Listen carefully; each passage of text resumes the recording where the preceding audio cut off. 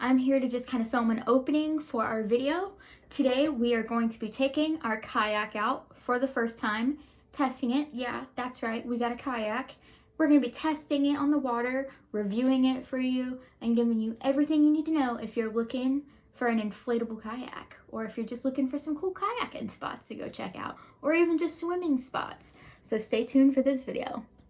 So this is what the kayak looks in its little bag, except for the seats. We kept those inflated because we tried them out this morning, so we kept those inflated. There's a guy staring at us. So those would typically be in here too, but it's just this for right now. But the kayak, the paddles, the pump, everything fits in this cute little bag. So this is our kayak. So as you can see right here, it came with the boat, it came with the seats, it came with both of these paddles, and everything folds up really small into that bag that we showed you. Huh? And the air pump. And the air pump. It came with the air pump. So yeah, pretty cool. I bought these paddle leashes off of Amazon. And so I think they were $10, $11, and it came with a set of 2, and they're just bungee corded.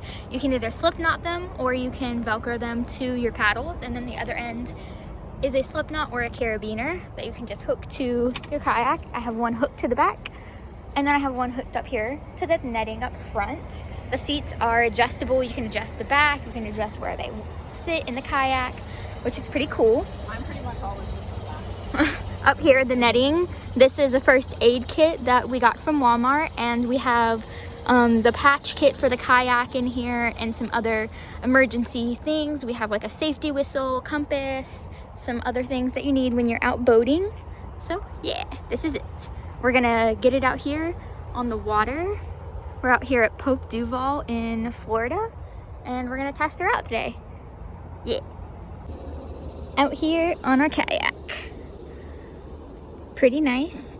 Lots of leg room. As you can see, I can stretch my legs all the way out down to here, or I can kind of crisscross applesauce like I am right now because it's pretty cozy. I've got my leash hooked up. It's working pretty good. We moved our first aid kit to the back of the kayak into our little dry storage area. There's Mav. Plan on getting a dry bag so we can actually store things in the front. Out here on our kayak. Pretty nice. Nice little day. We are out here at Suwannee Springs. So I believe that this used to be an old bathhouse, if I'm correct. It was, as you can see, there's walls everywhere, and they built this around a natural sulfur spring that bubbles up right here. So because they believed that like sulfur springs and really cold water like that would heal a bunch of medical conditions, and it was kind of like their spa, so people would come here and hang out and chill in the very cold water. And it's actually really interesting because this is the springs right here, and then there's a little hole, oh my god, it's so cold, in the wall right here, and the springs leaks out into, as you can see, the fast moving Suwannee River right here. So very cool. Yeah.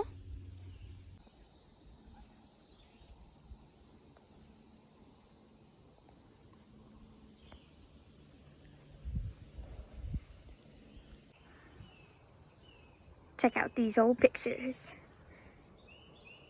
Suwannee Springs bathhouse. It's kind of what it used to look like. And these healing spring waters were rumored to cure everything from gout to marital problems. It's big.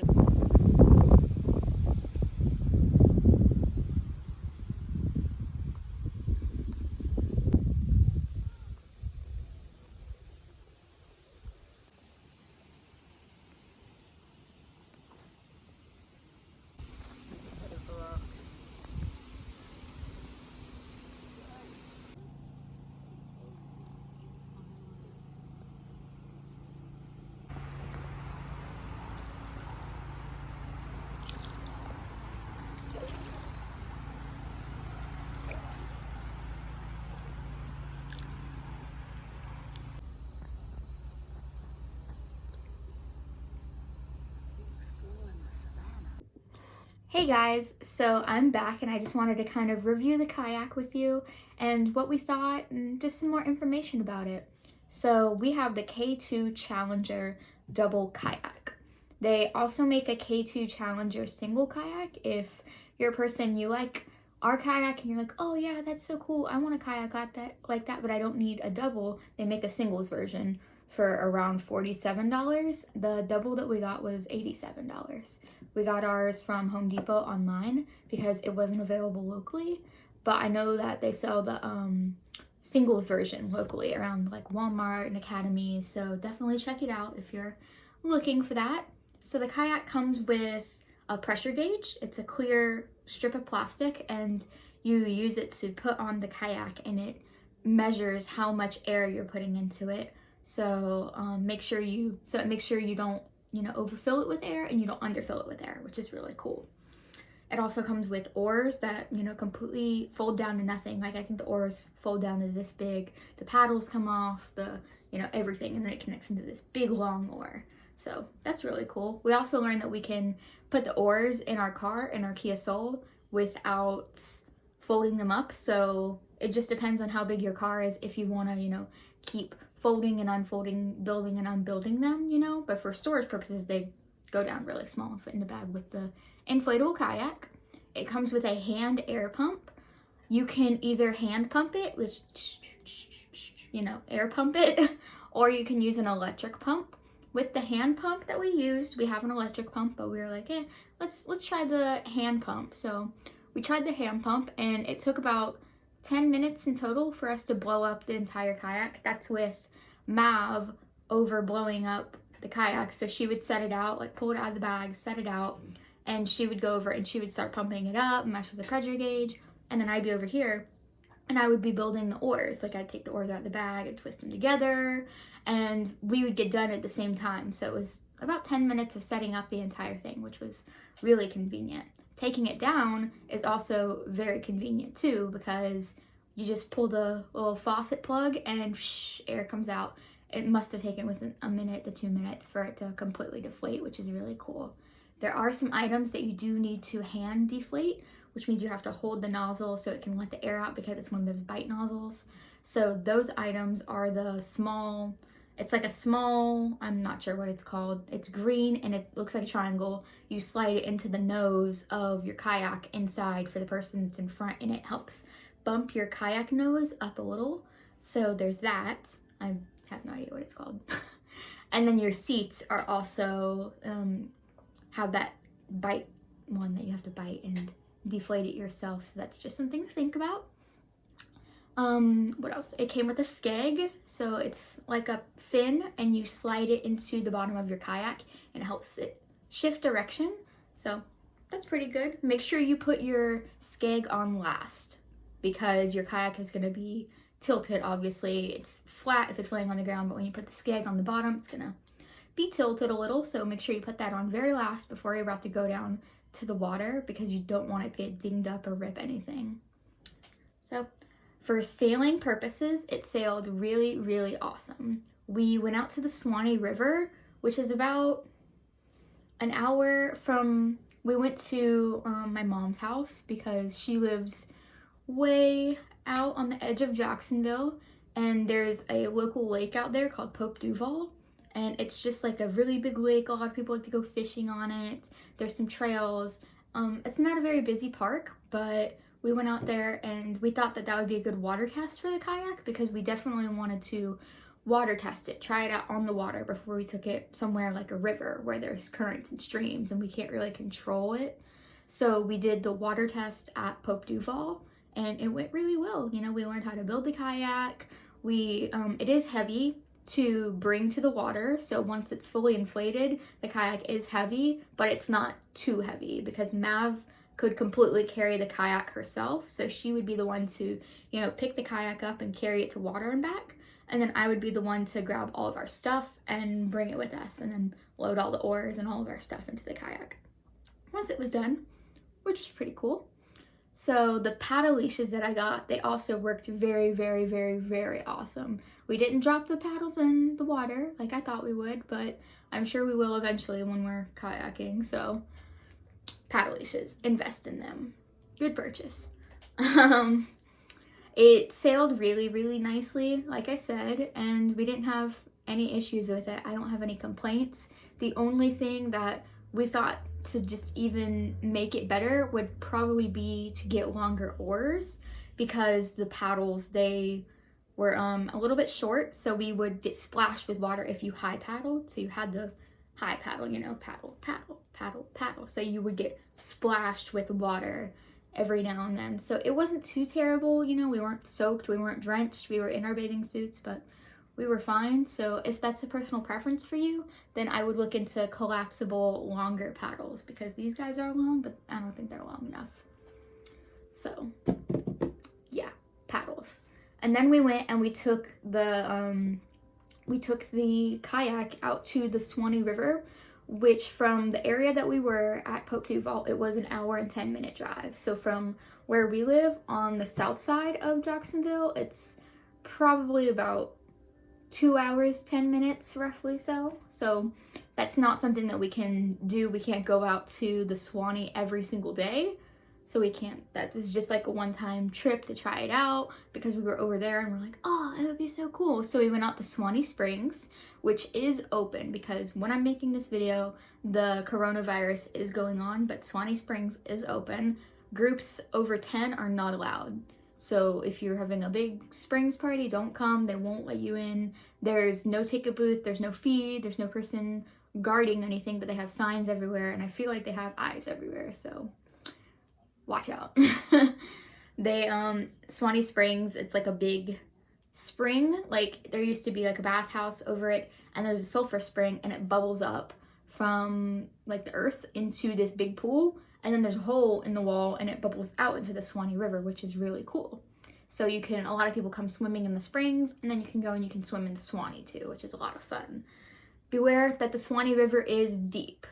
There were people, you know, there's little beaches, little tiny beaches for you to, you know, sit and play, but they couldn't let their kids, you know, get more than like an arm's length away from them without being in a drop-off zone. So it is very deep, you know, it's not as deep when you first walk out on the beach, but then it just drops really suddenly. So be aware of that if you're gonna come swimming. There are currents, but they're not super strong. I don't think they'd sweep you out downhill, but you do need to be a strong, experienced swimmer if you're gonna be coming to the Suwannee, because again, this is a river, so be prepared for that. So they have a docking point for the river. It's stairs, and it just leads straight down, like it's straight downstairs right into the river. So we blew the kayak up, we loaded it up with everything. The things that we brought with us in the kayak, we're gonna kind of go over more because we're kind of tweaking it. We haven't gotten a dry bag yet because we wanted to test out the kayak, see what we would need, how much stuff we're gonna bring, roundabout stuff like that. So we're gonna go ahead and we're gonna order a dry bag soon, and we'll show you guys that when it gets here. But we brought a emergency medical kit. It had like a safety whistle, a compass, tweezers, you know, gauze, band-aids, all kinds of stuff that we would need in case of an emergency. And then we bought water. What else did we bring? Oh, I brought a hat, I brought sunglasses, sunscreen. We brought shoes in case we would need them. So be prepared, bring the things you need, you know. Make sure we have a small dry bag, and we brought our phones, our car keys, and our debit cards with us because we didn't want to leave them in the car. So we brought that with us, and we just put it in our little safe, tiny dry bag. And all of our bags that we brought, like all of our small dry bags, we brought with carabiners, and we hooked them because there's lots of places to carabiner things on this kayak. Like, they're gonna be your best friend. You can hook everything to the netting, to the back, to the sides, everywhere. It's great. So we went ahead and we did that. But we took the kayak down to the water, and it was kind of a straight drop because a lot of the stairs, I don't know if the river was high or not, but a lot of the stairs were submerged in the water. So it was kind of a pain getting back up on the boating ramp when we were done, because the current on the Suwannee River was going this way, if that makes any sense. And then the stairs were right here, and they're jutting out. So obviously, if you're, we tried paddling this way against the stream, and it was very, very hard. And there wasn't, from the drop-off point, there's not a lot to look at visually when you're going upstream from the docking point at Suwannee Springs. So if you're going upstream, there's not a lot to look at. But if you're going downstream, it's easier. It's an easier, you know, kayaking ride, obviously, because you're going downstream, but you get to pass by the springs. You get to pass under this giant bridge. It's like a giant rail bridge that's closed to the public except for pedestrians, so it's really cool to kayak under that. We saw some people like swinging off a rope bridge off of it. It was crazy.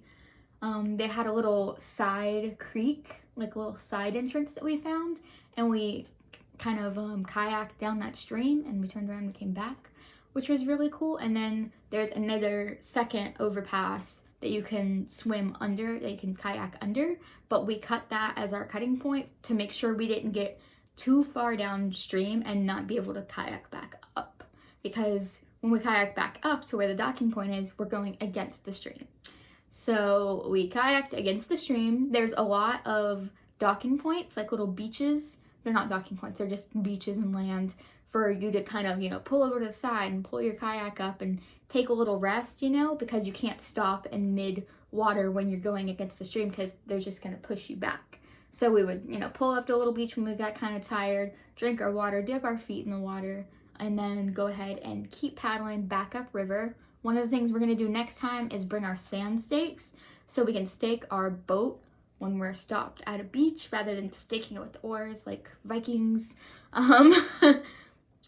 So it was a strong paddle back up to, it was strong, but it wasn't impossible. You definitely have to be in sync with your partner, and it'll hurt up here, and you're gonna be sore, your whole upper body, but it's a great workout. It works out your entire upper body. It'll help you get abs. You're gonna get big beefy arms. Like, yeah, kayaking, that's where it's at. So we made it back to the docking point, and the docking point kind of juts out, as I was saying. So when it juts out, you can't go around it to get into the stairs. So we got kind of like stuck on the side. So I had to dip in the water and come around and pull the kayak like physically around, because neither one of us wanted to get wet, but I ended up getting in the water to pull the kayak around to the docking point to be able to pull it up, because it was against the stream and it was jutted out and the stairs were submerged. So be prepared.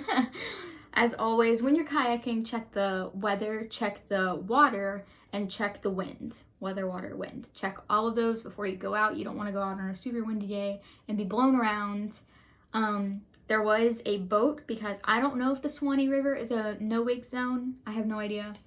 But there was a boat. It was a motorized boat, and a guy, it wasn't a big boat, it was just a little local boat with a motor, and a guy came skip, you know, doing that boat skip thing, skipping down the Suwannee, and he left some wake, and the wake, we were up on the beach during the wake time, but it definitely slapped into our boat some, not enough to slap waves into our boat, but it definitely slapped our boat around some. So if this boat, just in my opinion, I'm not an experienced kayaker yet, I am just starting out, but I've heard some reviews from some other people in the area that have this. Do not use this as a sea kayak, and do not use this in a wake zone, because big boats, you know, huge boats on big rivers, they don't have to accommodate you, a teeny tiny kayaker, and they're not gonna know that their wake is gonna completely wipe you out. So it could completely knock you out. So be careful if you're in a wake zone. Stay safe. I would suggest to kind of stick to lakes, small rivers, creeks, and springs if you're gonna be using this inflatable kayak. Just search around. There's a lot of resources online like that tell you different trails and the difficulty and just all that good information. So hope you guys like this video, and I hope this kind of, you know, gave you some insight into kayaking. We're definitely thinking about doing it more. Mav was even saying, she's like, can we go twice a week kayaking? It can be our gym. So we'll probably be kayaking some more, and we'll bring you guys along whenever we do really cool trips and just bring you with us. So thanks for watching. Have a great day. Bye.